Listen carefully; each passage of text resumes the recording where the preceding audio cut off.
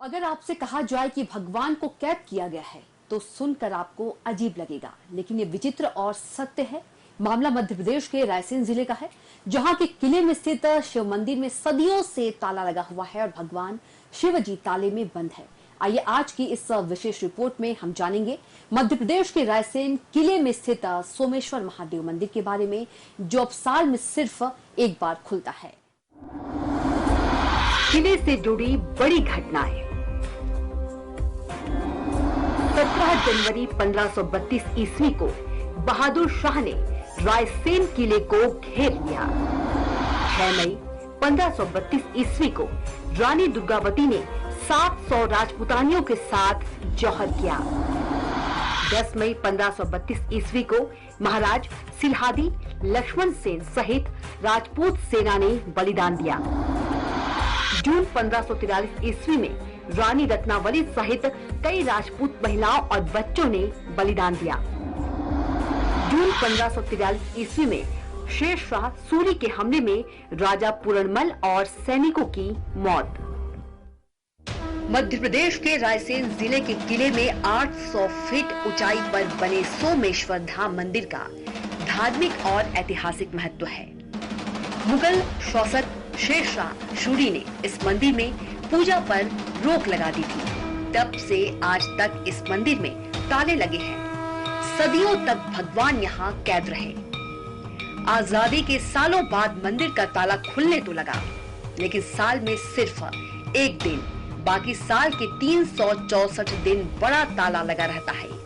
आइए देखते हैं इस मंदिर की विशेषता क्या है और क्यों ये मंदिर भक्तों की आस्था का केंद्र रहा है।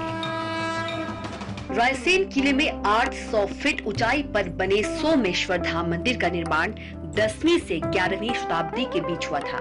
इसे परमार कालीन राजा उदयादित्य ने बनवाया था। उस दौर में इस मंदिर में राजघराने की महिलाएं पूजा अर्चना करने आती थी। मंदिर में भगवान शंकर के 2 शिवलिंग स्थापित है। रायसेन किले पर स्थित सोमेश्वर धाम शिव मंदिर के गर्भगृह में प्राचीन शिवलिंग स्थापित है। सन 1543 तक ये मंदिर अस्तित्व में रहा। इसके बाद रायसेन के राजा पूरणमल को शेर शाह सूरी ने हरा दिया और मंदिर से शिवलिंग हटाकर मस्जिद बना दी। लेकिन इस दौरान गर्भगृह के ऊपर गणेश जी की मूर्ति नहीं हटी, जिससे बाद में सबूत मिले कि यहाँ मंदिर था। कहा जाता है कि 11वीं शताब्दी के समय बने इस किले पर 14 बार राजाओं शासकों ने हमले किए। बलुआ पत्थर से बने इस किले के चारों ओर बड़ी बड़ी चट्टानों की दीवारें हैं। किले में 9 दरवाजे और 13 बुर्ज है। इस किले का शानदार इतिहास रहा है। यहाँ कई राजाओं ने शासन किया है, जिनमें से एक शेर शाह सूरी भी था। अपनी मजबूती के लिए इस प्रसिद्ध किले को जीतने में शेर शाह सूरी को पसीने छूट गए थे। तारीखें शेर शाही के मुताबिक 4 महीने की घेराबंदी के बाद भी वो यह किला नहीं जीत पाया था। उस समय इस किले पर राजा पूरणमल का शासन था। कहा जाता है कि किले को जीतने के लिए शेर शाह सूरी ने तांबे के सिक्कों को गलवाकर तोपें बनवाई थी। शेर शाह ने राजा पूरणमल को धोखे से हराया था। इतिहास पर नजर डाले तो पता चलता है कि जब राजा पूरणमल हार गए तो उन्होंने खुद अपनी पत्नी रत्नावली का सिर काट दिया था, ताकि वो शत्रुओं के हाथ न लगे। इसके बाद शेर शाह सूरी के सैनिकों ने उनके बेटे को वहीं मार डाला था। राजा पूरणमल के पास पारस पत्थर होने की कहानी भी बताई जाती है। पारस पत्थर के बारे में माना जाता है कि वह लोहे को सोने में बदल देता है, लेकिन जब राजा हार गए तो उन्होंने पारस पत्थर को किले में ही स्थित एक तालाब में फेंक दिया था। फिलहाल किले और मंदिर की देखरेख पुरातत्व विभाग करता है। मंदिर पर लगे ताले की चाबी भी विभाग के पास ही है। पुरातत्व विभाग को इस बात की चिंता है कि मंदिर बहुत ऊंचाई पर है। इस ऊंचाई पर इसकी देखभाल करना मुश्किल है, इसलिए अगर इस पर ताला नहीं लगाया और किसी ने कोई हरकत कर दी या तोड़ फोड़ कर दी तो सांप्रदायिक तनाव फैल सकता है। तो आजादी के बाद भी भगवान ताले में बंद रहे। सन 1974 तक मंदिर पर ताले लगे रहे। इसके बाद एक बड़ा आंदोलन शुरू हुआ, जिसके बाद तत्कालीन मुख्यमंत्री और दिवंगत कांग्रेस नेता प्रकाश चंद्र सेठी ने मंदिर के ताले खुलवा दिए, लेकिन हमेशा के लिए नहीं। मंदिर के पट साल में एक बार महाशिवरात्रि पर 12 घंटे के लिए ही खोले जाते हैं। इस दिन यहाँ मेले का आयोजन भी होता है। महाशिवरात्रि के दिन सुबह 5 बजे एसडीएम, तहसीलदार सहित अन्य प्रशासनिक अधिकारियों के सामने मंदिर के पट खोले जाते हैं। शाम 5 बजे प्रशासनिक अधिकारियों के सामने मंदिर पर दोबारा ताले लग जाते हैं। मन्नत मांग कर चले जाते हैं। मंदिर के लोहे के दरवाजे और कलावा और कपड़ा बांध जाते हैं। मन्नत पूरी होने पर कपड़े को खोलने दोबारा आते हैं। पूर्व सीएम और वरिष्ठ नेत्री उमा भारती ने सोशल मीडिया पर रायसेन के सोमेश्वर धाम मंदिर और किले का इतिहास पोस्ट किया और वहां जाकर भगवान सोमेश्वर का गंगोत्री के जलाभिषेक करने की घोषणा कर दी।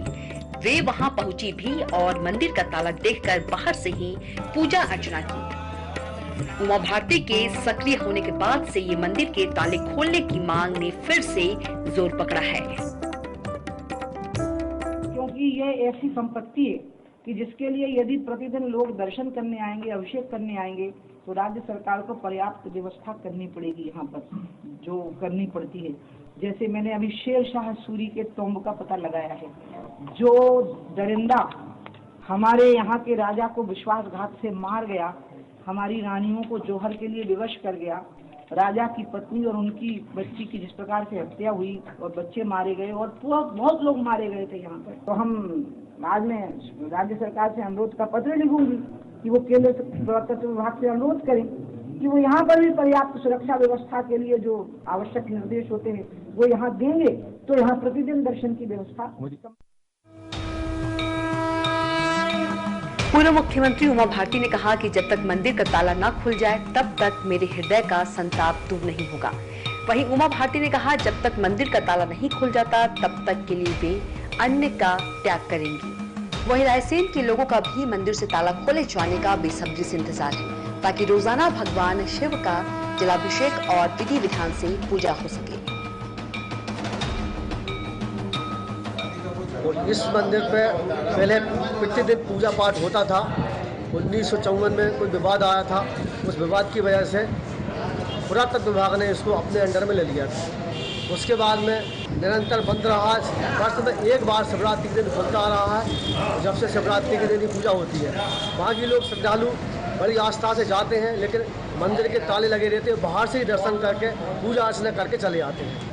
मेरा मानना तो है कि भगवान शिव जी का मंदिर है किले पे, और सबकी भावना है कि खुलना चाहिए। अभी शिव महापुराण कथा हुई थी, इसमें पंडित जी ने उसमें मांग रखी थी कि मंदिर है तो खुलना चाहिए, और मेरा तो इतना ही मानना है कि सबकी भावना है तो मंदिर को खुलना चाहिए, बस इतना ही है मेरी। इतिहासकारों के अनुसार रायसेन दुर्ग स्थित जो शिव मंदिर है वह सोमेश्वर धाम है। 11वीं शताब्दी निर्मित इस मंदिर पे 1974 में तत्कालीन मुख्यमंत्री पीसी सेठी द्वारा शिव मंदिर का शिलान्यास किया गया था। यह शिलान्यास तब किया गया जब रायसेन की जनता ने एक बहुत बड़ा आंदोलन किया और मांग की कि इस मंदिर में जो शिवलिंग है उसे दुर्ग पे अस्त व्यस्त स्थान पर फेंक दिया गया था। तब सरकार को यह समझना पड़ा कि हिंदू समाज उग्र आंदोलन न करे, इसलिए इस मंदिर की स्थापना की गई। तो आज की इस विशेष रिपोर्ट में आपने देखा कि रायसेन किले के सोमेश्वर धाम मंदिर की क्या खासियत रही है और क्यों यहाँ भगवान शिव को ताले में बंद रखा गया है। मंदिर में ताले का मुद्दा फिर से गरमाने के बाद अब भक्तों को उम्मीद है कि जल्द ही इसका निराकरण होगा, मंदिर के ताले खुलेंगे और भगवान शिव कैद से मुक्त होंगे। तो आप देखते रहिए वीआईपी न्यूज।